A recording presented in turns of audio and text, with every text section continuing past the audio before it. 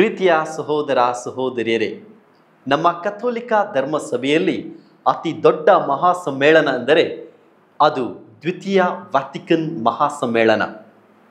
ಈ ಸಮ್ಮೇಳನ ಅಕ್ಟೋಬರ್ ತಿಂಗಳ 1962ರಲ್ಲಿ ಪ್ರಾರಂಭವಾಗಿದ್ದು ಡಿಸೆಂಬರ್ ತಿಂಗಳಲ್ಲಿ 1965ರಲ್ಲಿ ಕೊನೆಗೊಂಡಿತು.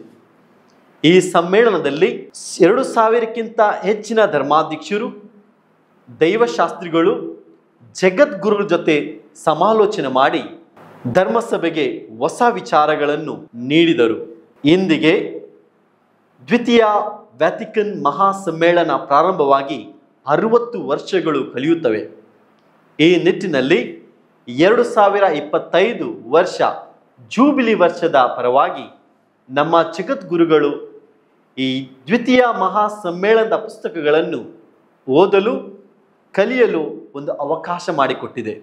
ಆದುದನ್ನು ಪ್ರಿಯರೇ, ಗುಲ್ಬರ್ಗಾ ಧರ್ಮಕ್ಷೇತ್ರದ ಯೂಟ್ಯೂಬ್ ಚಾನಲ್ ಮುಖಾಂತರ ಈ ಪುಸ್ತಕಗಳನ್ನು ಅನೇಕ ನುರಿತ ಗುರುಗಳ ಸಹಾಯದಿಂದ ನಿಮಗೆ ಪ್ರಸ್ತುತಪಡಿಸಲು ನಾವು ಸಂತೋಷ ಪಡುತ್ತೇವೆ.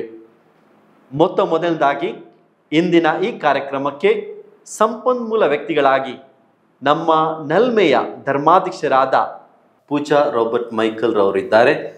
ಇವರು ನಮ್ಮ ಜೊತೆಗೆ ಇರುವುದು ನಮ್ಮ ಸೌಭಾಗ್ಯ ಮತ್ತು ಸಂತೋಷ. ಈ ಮೊದಲ ಕಾರ್ಯಕ್ರಮಕ್ಕೆ ನಮ್ಮ ಧರ್ಮಾಧ್ಯಕ್ಷರಿಗೆ ಪ್ರೀತಿಯ ಸ್ವಾಗತವನ್ನು ಕೋರುತ್ತಿದ್ದೇನೆ. ಧರ್ಮಾಧ್ಯಕ್ಷರವರೇ, ನಮ್ಮ ವೀಕ್ಷಕರಿಗೆ ದ್ವಿತೀಯ ವ್ಯಾಟಿಕನ್ ಮಹಾಸಮ್ಮೇಳನದ ಪೂರ್ವ ಇತಿಹಾಸದ ಬಗ್ಗೆ ತಿಳಿಸಬಹುದೇ? ತುಂಬ ಸಂತೋಷ ನಿಮ್ಮ ಜೊತೆ ಇರಲು.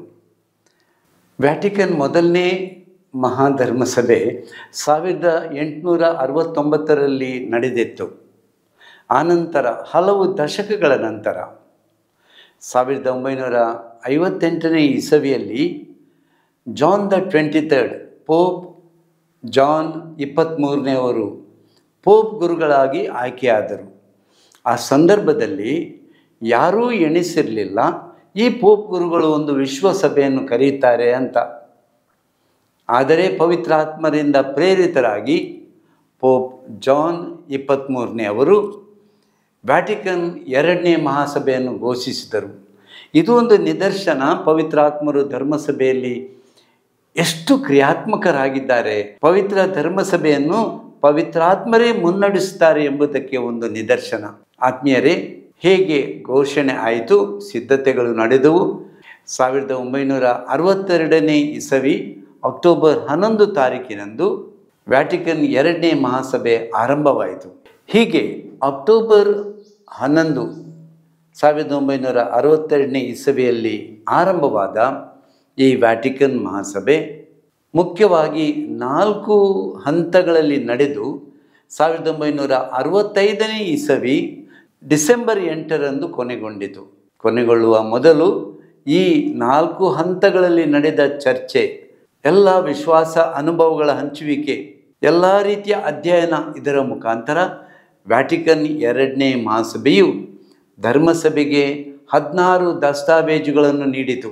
ಈ ದಸ್ತಾವೇಜುಗಳು ರಿಪೋರ್ಟ್ ಅಲ್ಲ, ಬದಲಾಗಿ ನಮ್ಮ ಧರ್ಮಸಭೆ ಹೇಗಿರಬೇಕು ಎಂಬ ಹೊಸ ಚಿಂತನೆ.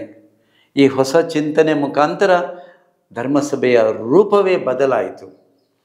ಇವತ್ತು 60 ವರ್ಷಗಳು ಕಳೆದಿವೆ ಈ ವ್ಯಾಟಿಕನ್ ಮಹಾಸಭೆ ನಡೆದು. ಇಂದಿನ ಪೋಪ್ ಗುರುಗಳು ಪೋಪ್ ಫ್ರಾನ್ಸಿಸ್ ಅವರು ಯೋಚಿಸ್ತಾರೆ, ಈ ವ್ಯಾಟಿಕನ್ ಮಹಾಸಭೆಯಲ್ಲಿ ಏನು ಹೇಳಲಾಗಿದೆ, ಪ್ರಮುಖವಾಗಿ 4 ದಸ್ತಾವೇಜುಗಳಲ್ಲಿ ಇವುಗಳನ್ನು ಎಷ್ಟರ ಮಟ್ಟಿಗೆ ಅಳವಡಿಸಲಾಗಿದೆ, ಎಷ್ಟು ಫಲಭರಿತವಾಗಿದೆ ನಮ್ಮ ಧರ್ಮಸಭೆ, ಇದನ್ನು ನೋಡಿಕೊಳ್ಬೇಕು. ಇದನ್ನು ನೋಡ್ಕೊಳ್ಬೇಕಾದ್ರೆ ಇದರ ಅಧ್ಯಯನ ಆಗಬೇಕು. ಇದಕ್ಕಾಗಿ ಪೋಪ್ ಗುರುಗಳು ಬರುವ ಜೂಬಿಲಿ ವರ್ಷಕ್ಕೆ ಸಿದ್ಧತೆಯಾಗಿ ಇಡೀ ಕಥೋಲಿಕ ಧರ್ಮಸಭೆಗೆ ಕರೆ ಕೊಟ್ಟಿದ್ದಾರೆ. ಕನಿಷ್ಠ 4 ದಸ್ತಾವೇಜುಗಳನ್ನಾದರೂ ನೀವು ಪುನಃ ಓದಬೇಕು, ಅದರ ಬಗ್ಗೆ ಚರ್ಚೆ ನಡೆಸಬೇಕು. ಎಷ್ಟರ ಮಟ್ಟಿಗೆ ಅವುಗಳನ್ನು ಅಳವಡಿಸಿಕೊಂಡಿದ್ದೇವೆ, ಎಷ್ಟರ ಮಟ್ಟಿಗೆ ಇವು ಫಲಭರಿತವಾಗಿದೆ ಅಂತ ತಿಳ್ಕೊಳ್ಬೇಕು ಎಂಬುದನ್ನು ಕರೆ ಕೊಡುತ್ತಾ ಈ 4 ದಸ್ತಾವೇಜುಗಳನ್ನು ನಾವು ಕಲಿಬೇಕಂತ ಅವರು ಹೇಳ್ತಾ ಇದ್ದಾರೆ. ಧನ್ಯವಾದಗಳು ಧರ್ಮಾಧ್ಯಕ್ಷರೇ. ಹಾಗಾದರೆ ನಾವು ಅಧ್ಯಯನ ಮಾಡಬೇಕಾಗಿರುವ 4 ದಸ್ತಾವೇಜುಗಳು ಯಾವುವು?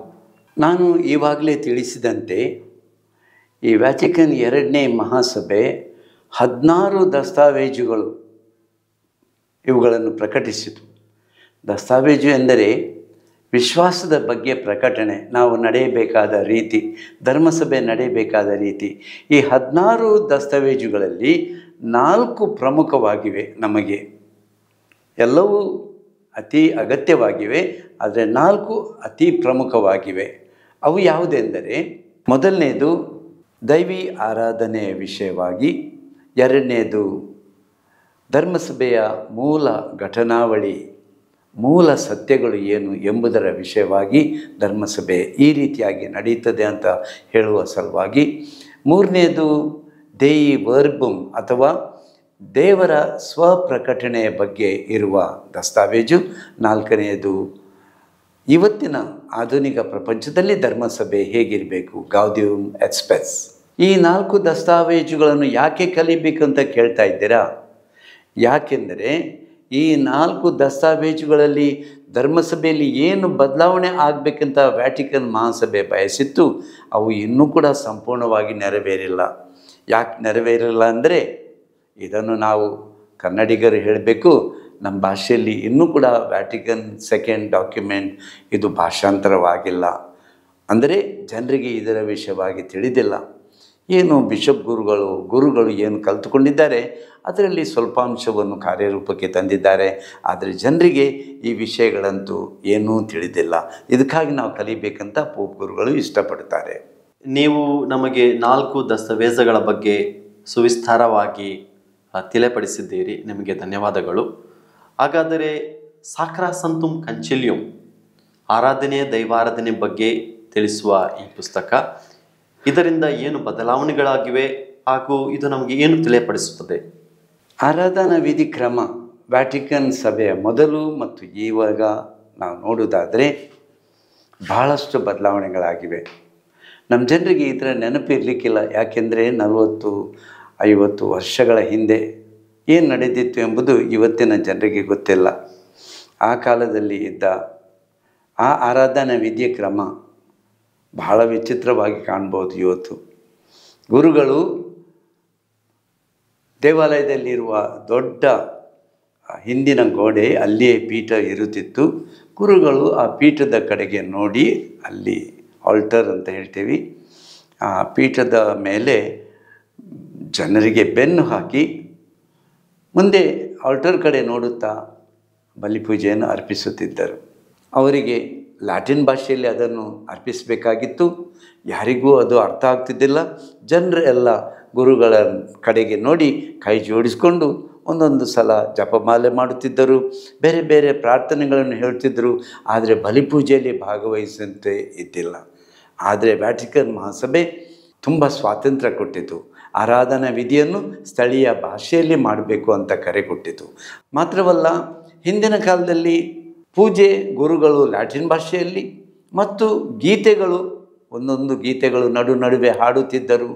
ಕಿರಿಯೆ ಲೈಸೋನ್, ಗ್ಲೋರಿಯಾ ಇನ್ ಎಕ್ಸೆಲ್ಸಿಸ್ ದೇಯೋ, ಈ ಪ್ರಮುಖ ಕೆಲವೊಂದು ನುಡಿಗಳು ಇವೆಲ್ಲವೂ ಕೂಡ ಲ್ಯಾಟಿನ್ ಭಾಷೆಯಲ್ಲಿ ಮತ್ತು ಒಂದು ಗ್ರೆಗೋರಿಯನ್ ಚಾಂಟಿಂಗ್ ಅಂತ ಆ ರೀತಿಯಲ್ಲಿ ಬಹಳ ಟ್ರೈನಿಂಗ್ ಪಡೆದ ಗಾಯನ ಪಂಗಡಗಳು ಮಾತ್ರ ಹಾಡಬಹುದಾಗಿತ್ತು. ಆದರೆ ಇವತ್ತು ಜನಸಾಮಾನ್ಯರು ಸೇರಿ ಒಟ್ಟಾಗಿ ಹಾಡಬೇಕು. ಕಾಯರ್ ಎಂಬುದು ಇದ್ದರೆ ಜನರಿಗೆ ಹಾಡಲಿಕ್ಕೆ ಪ್ರೋತ್ಸಾಹ ನೀಡುವಂಥ ಕಾಯರ್ ಇರಬೇಕು, ಶೋ ಮಾಡಲಿಕ್ಕೆ ಅಲ್ಲ.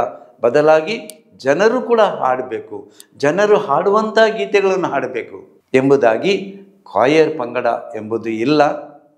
ಇದ್ದರೆ ಕೂಡ ಅದು ಸಹಾಯ ಮಾಡಲಿಕ್ಕೆ, ಜನರಿಗೆ ಹಾಡಲಿಕ್ಕೆ. ಇನ್ನೊಂದು ವಿಷಯ ಏನೆಂದರೆ, ಧರ್ಮಸಭೆ ಪ್ರತಿಯೊಂದು ಸಂಸ್ಕಾರಗಳನ್ನು ಕೂಡ ಸ್ಥಳೀಯ ಭಾಷೆಯಲ್ಲಿ ಇವುಗಳನ್ನು ಭಾಷಾಂತರಗೊಳಿಸಿ ಯಾರೆಲ್ಲ ಸಂಸ್ಕಾರಗಳನ್ನು ಸ್ವೀಕರಿಸ್ತಾರೆ ಆ ಸಂಸ್ಕಾರದ ಮಹತ್ವವನ್ನು ಅವರಿಗೆ ಒಳ್ಳೆಯ ಧರ್ಮೋಪದೇಶ ಪಾಠಗಳನ್ನು ಮಾಡಿ ಅವರು ತಿಳಿದುಕೊಂಡ ನಂತರ ಆ ಪ್ರತಿಯೊಂದು ಸಂಸ್ಕಾರ ಆಚರಣೆಯಲ್ಲಿ ಅವರು ಸಂಪೂರ್ಣವಾಗಿ ಪಾಲುಗೊಳ್ಳುವಂತಾಯಿತು. ಇದು ದೈವಾರಾಧನಾ ವಿಧಿಯಲ್ಲಿ ಆಗಿರುವ ಮಹತ್ತಾದ ಬದಲಾವಣೆ ಅಂತ ನಾನು ಹೇಳ್ಬೋದು. ನಿಜವಾಗಿಯೂ ಇದನ್ನು ಕೇಳಲಿಕ್ಕೆ ತುಂಬ ಸಂತೋಷವಾಗ್ತದೆ, ಏಕೆಂದರೆ ಆರಾಧನೆ ವಿಧಿಯಿಂದ ಅನೇಕ ಬದಲಾವಣೆಗಳು ತಂದು ಬಂದಿವೆ. ಹಾಗಾದರೆ ನಾವು ಬೀದರ್ ಜಿಲ್ಲೆಯಲ್ಲಿದ್ದೇವೆ. ಬೀದರ್ ಜಿಲ್ಲೆಯಲ್ಲಿ ಜನರು ಗೋಳಾಗಿ ಕುಳಿತುಕೊಳ್ತಾರೆ, ಕೈ ಚಪ್ಪಾಳೆ ತಟ್ಟುತ್ತಾರೆ, ಭಜನೆಯನ್ನು ಹಚ್ಚುತ್ತಾರೆ. ಇದು ದ್ವಿತೀಯ ವ್ಯಾಟಿಕನ್ ಮಹಾಸಮ್ಮೇಳನದ ಪ್ರೇರಣವೇ? ಹೌದು ಪ್ರಿಯರೇ, ನಿಜವಾಗಿ ನಾವು ಆಳವಾಗಿ ನೋಡಬೇಕಾದ್ರೆ ಧರ್ಮಸಭೆಯಲ್ಲಿ ಆರಾಧನಾ ವಿಧಿಯಲ್ಲಿ ಆದ ಬದಲಾವಣೆ ಸುಧಾರಣೆಗಳು ನಮಗೆ ಇವತ್ತಿನ ಆರಾಧನಾ ವಿಧಿ ಏನಿದೆ ಅಷ್ಟು ಸೊಗಸಾಗಿ ನಡೆಯಲಿಕ್ಕೆ ಕಾರಣ. ಯಾಕೆಂದರೆ ಅದು ಸ್ಥಳೀಯ ಭಾಷೆ ಮತ್ತು ಸ್ಥಳೀಯ ಸಂಸ್ಕೃತಿ ಇದನ್ನು ಎತ್ತಿ ಹಿಡಿಯುತ್ತದೆ. ಆದ್ದರಿಂದ ನಮ್ಮ ಧರ್ಮಕ್ಷೇತ್ರದಲ್ಲಿ 4 ಜಿಲ್ಲೆಗಳಿವೆ. ಆದರೆ ಬೀದರ್ ಒಂದು ವಿಶೇಷ. ಅಲ್ಲಿನ ಜನರು ಭಜನೆ ಹಾಡುತ್ತಾರೆ. ಆ ಭಜನೆಗಳು ಸ್ಥಳೀಯ ಕನ್ನಡ ಭಾಷೆಯಲ್ಲಿ ಮತ್ತು ಅವು ಸ್ಕ್ರಿಪ್ಚರಲ್ ಅಥವಾ ದೇವರ ವಾಕ್ಯದ ಮೇಲೆ ಕಟ್ಟಿಕೊಂಡ ಭಜನೆಗಳಾಗಿವೆ. ಆದ್ದರಿಂದ ಹಿಂದಿನ ಕಾಲದಲ್ಲಿ ಇದ್ದಾಗೆ ಗುರುಗಳು ಜನರಿಗೆ ಬೆನ್ನು ಹಾಕಿ ಬೆನ್ನು ಮಾಡಿ ಪೂಜೆ ಅರ್ಪಿಸ್ತಾ ಇಲ್ಲ. ಕೆಲವೊಂದು ಸಲ ಬಹಳ ಸುತ್ತಮುತ್ತಲು ಜನರು ಕೂತ್ಕೊಳ್ತಾರೆ ಮತ್ತು ಗುರುಗಳು ಜನರಿಗೆ ನೋಡಿ ಪ್ರಾರ್ಥನೆಗಳನ್ನು ಹೇಳ್ತಾರೆ, ಪೂಜೆ ಅರ್ಪಿಸ್ತಾರೆ. ಜನರು ತಮ್ಮ ಭಾಷೆಯಲ್ಲೇ ಅರ್ಥ ಮಾಡಿಕೊಳ್ತಾರೆ ಮತ್ತು ದೇವರ ವಾಕ್ಯದ ಮೇಲೆ ಕಟ್ಟಿಕೊಂಡ ಭಜನೆಗಳನ್ನು ಬಹಳ ಸೊಗಸಾಗಿ ಇಂಪಾಗಿ ಹಾಡುತ್ತಾರೆ, ಅರ್ಥಭರಿತವಾಗಿ ಹಾಡ್ತಾರೆ.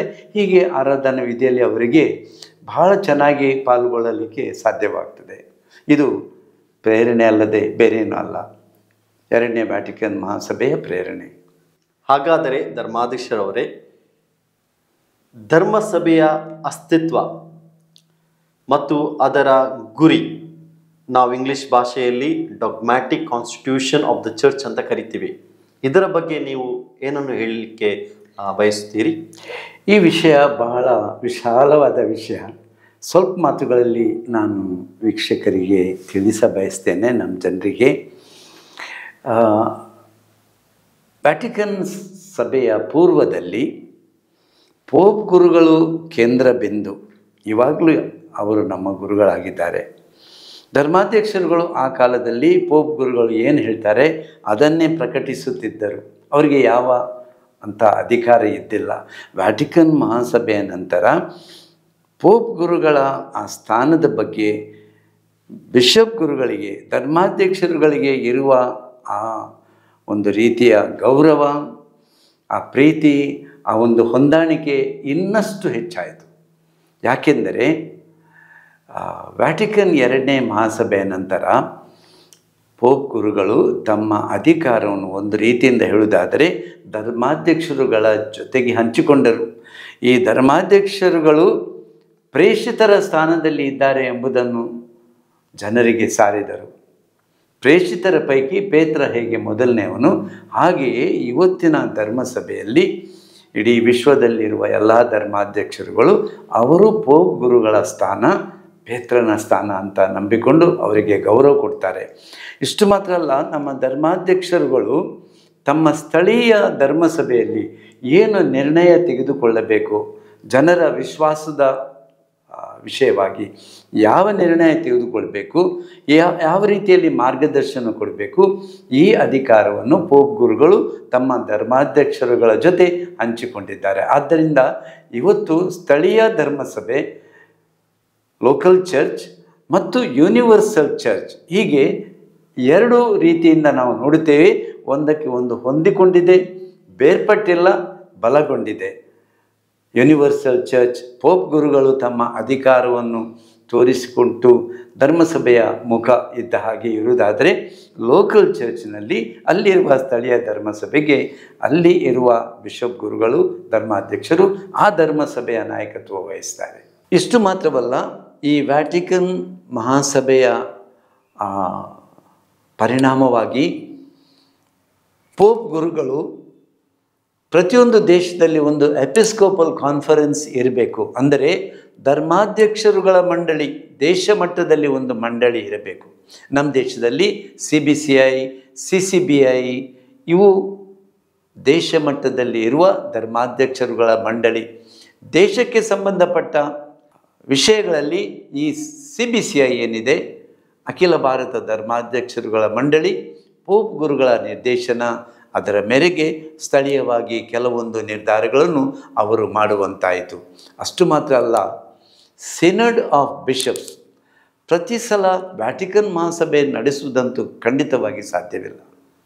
ಇದಕ್ಕಾಗಿ ಆತ್ಮೀಯರೇ ಅವರು ಏನು ಮಾಡಿದ್ದಾರೆ ಅಂದರೆ, ಇನ್ನು ಮುಂದೆ 4 ವರ್ಷಕ್ಕೆ ಒಮ್ಮೆ ಸಿನಡ್ ಆಫ್ ಬಿಷಪ್ಸ್ ಅಂದರೆ ಧರ್ಮಾಧ್ಯಕ್ಷರುಗಳ ಸಿನೋದ್ ಸಭೆ ಎಂಬುದನ್ನಾಗಿ ಅವರು ಯೋಜಿಸಿದರು.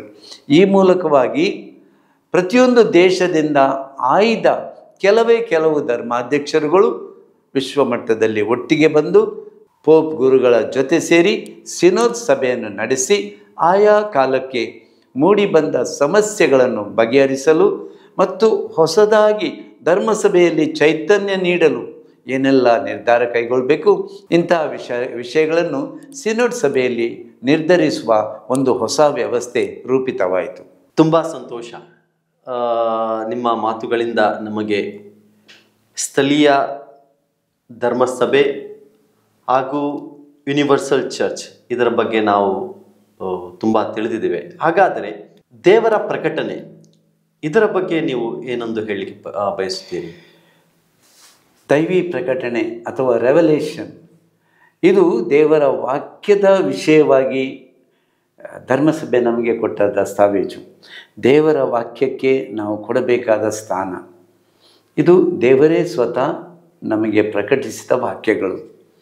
ಆದ್ದರಿಂದ ಇವತ್ತು ನಾವು ನೋಡುತ್ತೇವೆ, ದೊಡ್ಡ ದೊಡ್ಡ ಸಂಭ್ರಮಗಳಲ್ಲಿ ಮೊದಲು ಯಾರಾದರೂ ಒಬ್ಬರು ಡೀಕನ್ ಅಥವಾ ಸೇವಾದರ್ಶಿ ಬೈಬಲನ್ನು ಎತ್ತಿ ಹಿಡಿದು ಆ ಬೈಬಲ್ಗೆ ಕೊಡಬೇಕಾದ ಗೌರವ ತೋರಿಸುತ್ತಾ ಬುಕ್ ಆಫ್ ಗಾಸ್ಪೆಲ್ಸ್ ಅಂತ ಹೇಳ್ತೀವಿ, ನಿಜವಾಗಿ ಬೈಬಲ್ ಅಲ್ಲ, ಬುಕ್ ಆಫ್ ಗಾಸ್ಪೆಲ್ಸ್, ಅದನ್ನು ಎತ್ತಿ ಹಿಡಿದು ಮೆರವಣಿಗೆಯಲ್ಲಿ ಗುರುಗಳು ವೇದಿಕೆ ಹತ್ತ ಬರುತ್ತಾರೆ, ಅದನ್ನು ಪೀಠದ ಮೇಲೆ ಇಡುತ್ತಾರೆ. ಇವತ್ತು ನಾವು ನೋಡುತ್ತೇವೆ ಬೈಬಲ್ ಅಥವಾ ದೇವರ ವಾಕ್ಯಕ್ಕೆ ಧರ್ಮಸಭೆಯಲ್ಲಿ ಕೊಡುವ ಸ್ಥಾನ ಇದು ಈ 2ನೇ ವ್ಯಾಟಿಕನ್ನಿಂದ ಬಂದ ಒಂದು ಹೊಸ ಅನುಭವ. ಇವತ್ತು ನಾವು ದೇವರ ವಾಕ್ಯ ಸಾರುವಾಗ, ವಾಕ್ಯವನ್ನು ಓದುವಾಗ ಜನರೆಲ್ಲರೂ ಕಿವಿಗೊಟ್ಟು ಕೇಳುತ್ತಾರೆ. ಇಷ್ಟು ಮಾತ್ರ ಅಲ್ಲ, ದೇವರ ವಾಕ್ಯ ಮನೆ ಮನೆಗೆ ಸೇರುವಂತೆ ಕೂಡ ಈ ಒಂದು ಕ್ರಮ ಧರ್ಮಸಭೆ ವಹಿಸಿದೆ. ಪ್ರತಿಯೊಂದು ಮನೆಯಲ್ಲಿ ಬೈಬಲ್ ಇರಲೇಬೇಕು. ಕುಟುಂಬ ಸಮೇತವಾಗಿ ಅವರು ಓದಬೇಕು, ವೈಯಕ್ತಿಕವಾಗಿ ಕೂಡ ಅವರು ಓದಬೇಕು. ಯಾಕೆಂದರೆ ದೇವರೇ ಸ್ವತಃ ಪ್ರಕಟಿಸಿದ ವಾಕ್ಯ. ಆ ದೇವರ ವಾಕ್ಯಕ್ಕೆ ನಾವು ಕೊಡಬೇಕಾದ ಗೌರವ ಇವತ್ತು ಬಹಳಷ್ಟು ಬೆಳೆದಿದೆ. ಮಾತ್ರವಲ್ಲ, ನಮ್ಮ ಧರ್ಮಸಭೆಯಲ್ಲಿ BEC ಅಂತ ಇದೆ, ಕಿರು ಕ್ರೈಸ್ತ ಸಮುದಾಯ. ಅಲ್ಲಿ ದೇವರ ವಾಕ್ಯವನ್ನು ನಮ್ಮ ಸಾಮಾನ್ಯ ಜನರು ಕೂಡ ಹಂಚಿಕೊಳ್ತಾರೆ. ಈ ರೀತಿಯಾಗಿ ವೈಯಕ್ತಿಕವಾಗಿ, ಗುಂಪಿನಲ್ಲಿ, ಕುಟುಂಬದಲ್ಲಿ ಮತ್ತು ದೇವಾಲಯದಲ್ಲಿ ದೇವರ ವಾಕ್ಯಕ್ಕೆ ಬಹಳ ಶ್ರೇಷ್ಠ ಸ್ಥಾನ ನಾವು ಕೊಡ್ತಾ ಇದ್ದೀವಿ. ಬೈಬಲ್ ಬಗ್ಗೆ ಅಧ್ಯಯನ ಕೂಡ ಧರ್ಮಸಭೆ ವಿಶೇಷ ಪ್ರಯತ್ನ ಮಾಡ್ತಾ ಇದೆ. ಕಥೋಲಿಕ ಪಂಡಿತರು, ದೈವಶಾಸ್ತ್ರಿಗಳು ಮತ್ತು ಬೇರೆ ಕ್ರೈಸ್ತ ಪಂಗಡಗಳ ನಡುವೆ ಇರುವ ಆ ಡಿಸ್ಟೆನ್ಸ್ ದೂರವಾಗಿದೆ. ಒಟ್ಟಿಗೆ ಸೇರಿ ಬೈಬಲ್ ಬಗ್ಗೆ ಅಧ್ಯಯನ ಮಾಡುವ ಆ ಒಂದು ಸುಂದರವಾದ ವಾತಾವರಣ ನಿರ್ಮಿತವಾಗಿದೆ. ಬೈಬಲ್ ಇಡೀ ಪ್ರಪಂಚದ ಭಾಷೆಗಳಲ್ಲಿ ಭಾಷಾಂತರವಾಗಿದೆ. ಆ ಬೈಬಲ್ ಮೇಲೆ ಕಮೆಂಟ್ರಿ ಕೂಡ ಇದನ್ನು ಸ್ಥಳೀಯ ಭಾಷೆಗಳಲ್ಲಿ ಕೊಡುವಂತೆ ಆಗಿದೆ. ದೈವಿ ವಾಕ್ಯ ಪ್ರಕಟಣೆ ವಿಷಯವಾಗಿ 2ನೇ ಮಹಾಸಭೆಯಲ್ಲಿ ನಡೆದ ಈ ಬದಲಾವಣೆಗಳಿಂದ ಇವತ್ತು ಜನಸಾಮಾನ್ಯರು ಗುರುಮಠಗಳಿಗೆ ಹೋಗಿ ಅಲ್ಲಿ ಅಧ್ಯಯನ ಮಾಡುತ್ತಾರೆ, ಬೈಬಲ್ ಕಲಿಯುತ್ತಾರೆ, ದೈವಶಾಸ್ತ್ರ ಕಲಿಯುತ್ತಾರೆ. ಮಾತ್ರವಲ್ಲ, ದೇವರ ವಾಕ್ಯವನ್ನು ಕಾರ್ಯರೂಪವಾಗಿ ಮತ್ತು ವಾಕ್ಯದ ರೂಪದಲ್ಲಿ ಜನರ ಮುಂದೆ ಹಂಚಿಕೊಳ್ಳುವ ಜನಸಾಮಾನ್ಯರು ಇವತ್ತು ಬೆಳೆದಿದ್ದಾರೆ. ಅಷ್ಟರ ಮಟ್ಟಿಗೆ ಅವರು ಬೆಳೆದಿದ್ದಾರೆ. ಇದು ನಾವು ಖಂಡಿತವಾಗಿ ಸಂತೋಷ ಪಡುವಂಥ ವಿಷಯವಾಗಿದೆ. ಇದು ವ್ಯಾಟಿಕನ್ ಮಹಾಸಭೆಯಿಂದ ಆಗಿರುವ ಬದಲಾವಣೆ ಆಗಿದೆ. ತುಂಬ ಸಂತೋಷ. ಹಾಗಾದರೆ ನಿಮಗೆ ಕೊನೆಯ ಪ್ರಶ್ನೆ, ಇಡೀ ಪ್ರಪಂಚದಲ್ಲಿ ಧರ್ಮಸಭೆಯ ಪಾತ್ರವೇನು? ಇದಕ್ಕೆ ನಾವು ಗೌದಿಯಂ ಎಸ್ಪೆಸ್ ಅಥವಾ ಕಾನ್ಸ್ಟಿಟ್ಯೂಷನ್ ಆಫ್ ದಿ ಚರ್ಚ್, ಈ ದಸ್ತಾವೇಜ ಬಗ್ಗೆ ನೀವೇನು ನಮ್ಮ ವೀಕ್ಷಕರಿಗೆ ಹೇಳಲಿಕ್ಕೆ ಬಯಸುತ್ತೀರಿ? ಪ್ರಭು ಯೇಸು ಈ ಲೋಕವನ್ನು ಬಿಟ್ಟು ತನ್ನ ತಂದೆಯ ಬಳಿಗೆ ಹೋಗುವಾಗ ಅವರು ಕೊಟ್ಟ ಕೊನೆಯ ಆದೇಶ, ಹೋಗಿರಿ, ಸಾರಿರಿ, ಶುಭ ಸಂದೇಶವನ್ನು ವಿಶ್ವದೆಲ್ಲೆಡೆ ಸಾರಿರಿ. ಆ ಕೊನೆಯ ಆದೇಶವನ್ನು ಅಂದಿನಿಂದ ಇವತ್ತಿನವರೆಗೂ ಅದನ್ನು ಪಾಲಿಸುತ್ತಾ ಬಂದಿದೆ. ವಾಕ್ಯ ರೂಪದಲ್ಲಿ ಮತ್ತು ತನ್ನ ಸೇವೆಯ ರೂಪದಲ್ಲಿ. ಧರ್ಮಸಭೆ ಇವತ್ತು ಹಲವಾರು ರೀತಿಯ ಸೇವೆಗಳನ್ನು ಮಾಡ್ತಾ ಇದೆ. ಶುಭ ಸಂದೇಶವನ್ನು ಒಂದು ಕಡೆ ನೇರವಾಗಿ ಪ್ರಸಾರ ಮಾಡುವ ಮಾಧ್ಯಮಗಳ ಮುಖಾಂತರ, ವ್ಯಕ್ತಿಗಳ ಮುಖಾಂತರ, ಮಿಷನರಿಗಳ ಮುಖಾಂತರ ಮಾಡುವುದಾದರೆ, ಇನ್ನೊಂದು ಕಡೆ ತಾವು ಮಾಡುವ ಸೇವೆಯ ಮೂಲಕವಾಗಿ, ಅದು ಆರೋಗ್ಯ ಸೇವೆ ಆಗಿರ್ಬೋದು, ವೈದ್ಯಕೀಯ ಸೇವೆ ಆಗಿರ್ಬೋದು, ಶಿಕ್ಷಣ ಸೇವೆ ಆಗಿರ್ಬೋದು, ಸಮಾಜ ಸೇವೆ ಆಗಿರ್ಬೋದು, ಅಥವಾ ಪ್ರಕೃತಿ ಇದನ್ನು ನಾವು ಕಾಪಾಡಿಕೊಳ್ಳುವ ಆ ಒಂದು ವಿಷಯದ ಬಗ್ಗೆ ಆಗಿರ್ಬೋದು. ಧರ್ಮಸಭೆ ಖಂಡಿತವಾಗಿ ಯೇಸು ನೀಡಿದ ಆದೇಶವನ್ನು ಪಾಲಿಸ್ತಾ ಇದೆ. ಆಯಾ ಸಮಯಕ್ಕೆ ಸರಿಯಂತೆ ಆಯಾ ಸಮಯದ ಅಗತ್ಯತೆಗಳನ್ನು ಅರ್ಥ ಮಾಡಿಕೊಂಡು ಅಲ್ಲಿ ನೇರವಾಗಿ ಸೇವೆ ಮಾಡಲಿಕ್ಕೆ ಮುಂದಾಗ್ತದೆ. 1-2 ಉದಾಹರಣೆ ನಾನು ಕೊಡುವುದಾದರೆ, ಕೆಲವು ವರ್ಷಗಳ ಹಿಂದೆ, 2-3 ವರ್ಷಗಳ ಹಿಂದೆ ಕೊರೋನಾ ಬಂತು. ಆ ಕೊರೋನಾದ ವೇಳೆ ಕಥೋಲಿಕ ಧರ್ಮಸಭೆ ಮಾಡಿದ ಸೇವೆಯನ್ನು ಇನ್ನು ಯಾರೂ ಕೂಡ ಮಾಡಲಿಲ್ಲ, ಯಾರೂ ಭಯಪಟ್ಟಿಲ್ಲ. ಅವರು ಹೋಗಿ ಸೇವೆ ಮಾಡಿದ್ದಾರೆ. ಆಸ್ಪತ್ರೆಗಳಲ್ಲಿ ಯಾರು ನಿರಾಕರಿಸಿದರೂ ಕೂಡ ಅಲ್ಲಿ ರೋಗಿಗಳನ್ನು ಆಸ್ಪತ್ರೆ ಇಲ್ಲದ ಕಡೆ ವ್ಯವಸ್ಥೆಗಳನ್ನು ಮಾಡಿಕೊಂಡಿದ್ದಾರೆ. ಇದು ಧರ್ಮಸಭೆಯ ಶ್ರೇಷ್ಠತೆ. ಇನ್ನು ಕೆಲವು ವರ್ಷಗಳ ಹಿಂದೆ ಏಡ್ಸ್ ರೋಗ ಬಂದಾಗ ಯಾರೂ ಮುಟ್ಲಿಕ್ಕೆ ಮುಂದೆ ಹೋಗದ ಸಮಯದಲ್ಲಿ ಇದು ಧರ್ಮಸಭೆ ಮುಂದೆ ಹೋಗಿ ಅವರ ಸೇವೆ ಮಾಡುವುದನ್ನು ನಾವು ನೆನಪಿಸ್ಕೊಳ್ಬೇಕು. ಈ ರೀತಿಯಾಗಿ ಧರ್ಮಸಭೆ ಆಯಾ ಕಾಲಕ್ಕೆ ಹೊಂದಿಕೊಂಡು ಆ ಅಗತ್ಯತೆಗಳನ್ನು ಪೂರೈಸಲು, ಯೇಸು ಕ್ರಿಸ್ತರ ವಾಕ್ಯಗಳಿಗೆ ಸಾಕ್ಷಿಯಾಗಲು ಸದಾ ಮುಂದೆ ಬರುತ್ತಾ ಇದೆ. ಇದರ ಜೊತೆಗೆ 1-2 ವಿಷಯಗಳು ನಾನು ಹೇಳ ಬಯಸ್ತೇನೆ. ನಮ್ಮ ಕಥೋಲಿಕ ಧರ್ಮಸಭೆಯಲ್ಲಿ 2ನೇ ವ್ಯಾಟಿಕನ್ ಮಹಾಸಭೆಯ ಪರಿಣಾಮವಾಗಿವೆಂಬಂತೆ ನಮ್ಮ ಧರ್ಮಸಭೆಯಲ್ಲಿ ಬೇರೆ ಯಾವ ಸಭೆಯಲ್ಲಿ ಕೂಡ ಇದು ಇಲ್ಲ, ಯಾವ ಧರ್ಮದಲ್ಲಿ ಕೂಡ ಇಲ್ಲ. Catechism of the Catholic Church, CCC ಅಂತ ಹೇಳ್ತೀವಿ. ಅಂದರೆ ಧರ್ಮಸಭೆಯ ನಡವಳಿಕೆ, ಆಜ್ಞೆಗಳು, ಧರ್ಮಸಭೆಯ ನಿಯಮಗಳು, ಬೇರೆ ಬೇರೆ ಸಂಸ್ಕಾರಗಳು, ನಮ್ಮ ವಿಶ್ವಾಸದ ಬಗ್ಗೆ ಮೂಲ, ಇವೆಲ್ಲವನ್ನು ವಿವರಿಸುವ ಒಂದು ಪುಸ್ತಕ catechism of the Catholic Church. ಇದು ವ್ಯಾಟಿಕನ್ ಮಹಾಸಭೆಯ ಪರಿಣಾಮ ಅಂತ ನಾನು ಹೇಳಬಹುದು. ಇಷ್ಟು ಮಾತ್ರ ಅಲ್ಲ, ನಮ್ಮ ಧರ್ಮಸಭೆಯೊಳಗೆ ನಿಯಮಾವಳಿಗಳಿವೆ. Canon law of the church ಅಂತ ಹೇಳ್ತೀವಿ, ಧರ್ಮಸಭೆಯ ಕಾನೂನು ನಿಯಮಗಳು. ಧರ್ಮಸಭೆಯ ಆಡಳಿತ ಹೇಗೆ ಆಗಬೇಕು, ಇವೆಲ್ಲವುಗಳ ವಿಷಯವಾಗಿ ಈ ಕ್ಯಾನನ್ ಲಾ ಸ್ಪಷ್ಟವಾದ ನಿಯಮಗಳನ್ನು ನಮಗೆ ತಿಳಿಯಪಡಿಸ್ತದೆ. ಇದರಲ್ಲಿ ಕೂಡ ತುಂಬ ಸುಧಾರಣೆ ಆಗಿ ಇವತ್ತಿನ ಕಾಲದಲ್ಲಿ ಧರ್ಮಸಭೆ ಎದುರಿಸುತ್ತಿರುವ ಹೊಸ ಹೊಸ ಪ್ರಶ್ನೆಗಳು, ಸಮಸ್ಯೆಗಳು, ಇದಕ್ಕೆ ಉತ್ತರವಾಗಿ ಎಂಬಂತೆ ಈ ನಿಯಮಾವಳಿಗಳನ್ನು ಕೂಡ ಬದಲಾಯಿಸಲಾಗಿದೆ. ಆದುದರಿಂದ ಪ್ರಿಯರೇ, ಈ 4 ದಸ್ತಾವೇಜುಗಳನ್ನು ಕೆಲವು ಮಾತುಗಳಲ್ಲಿ ನಾನು ನಿಮ್ಮ ಜೊತೆ ಹಂಚಿಕೊಳ್ಳಲು ಪ್ರಯತ್ನಿಸಿದ್ದೇನೆ. ನಿಮಗೆ ಇದು ನಿಮ್ಮಲ್ಲಿ ಹೊಸ ಆಸಕ್ತಿಯನ್ನು ಮೂಡಿಸಿದೆ ಅಂತ ನಾನು ಭಾವಿಸ್ತೇನೆ. ನಮ್ಮ ಧರ್ಮಸಭೆಯ ಎಲ್ಲ ದಸ್ತಾವೇಜುಗಳನ್ನು 4 ಮಾತ್ರ ಅಲ್ಲ, ನಮಗೆ ಸಾಧ್ಯವಾದವರು ಈ 16 ದಸ್ತಾವೇಜುಗಳನ್ನು ಕೂಡ ಪುನಃ ಓದಿ ನೋಡಿದರೆ ನಮ್ಮಲ್ಲಿ ಹೊಸ ಚೈತನ್ಯ ಬರುವುದು. ಧರ್ಮಸಭೆಯನ್ನು ನಾವು ಬಹಳಷ್ಟು ಚೈತನ್ಯಭರಿತವಾದ ಧರ್ಮಸಭೆಯನ್ನಾಗಿ ನಾವು ಮಾಡಬಲ್ಲೆವು ಎಂಬ ವಿಶ್ವಾಸ ನಮಗಿದೆ. ನೀವು ಕೊಡುವ ಎಲ್ಲ ಸಹಕಾರಕ್ಕಾಗಿ ನಿಮಗೆ ವಂದನೆಗಳನ್ನು ಸಲ್ಲಿಸ್ತೇನೆ. ಜೈ ಕ್ರಿಸ್ತ. ಪ್ರಿಯರೇ, ಇಂದಿನ ಸಂಚಿಕೆಯಲ್ಲಿ ನಮ್ಮ ಧರ್ಮಾಧ್ಯಕ್ಷರು ದ್ವಿತೀಯ ವ್ಯಾಟಿಕನ್ ಮಹಾಸಮ್ಮೇಳನದ ಬಗ್ಗೆ, ಪ್ರತ್ಯೇಕವಾಗಿ 4 ದಸ್ತಾವೇಜುಗಳ ಬಗ್ಗೆ ಸುವಿಸ್ತಾರವಾಗಿ, ಸುಂದರವಾಗಿ ನಮಗೆ ಅರ್ಥ ಮಾಡಿಸಿಕೊಳಿಸಿದ್ದೀರಿ. ಪ್ರತ್ಯೇಕವಾಗಿ ನಿಮಗೆ ಧನ್ಯವಾದಗಳು. ಎಲ್ಲ ವೀಕ್ಷಕರ ಪರವಾಗಿ ನಿಮಗೆ ಧನ್ಯವಾದಗಳನ್ನು ಸಲ್ಲಿಸ್ತೀವಿ. ವೀಕ್ಷಕರೇ, ನಿಮಗೂ ಧನ್ಯವಾದಗಳು. ನಮ್ಮ ಮುಂದಿನ ಕಾರ್ಯಕ್ರಮ ಜೂನ್ 30ರಂದು.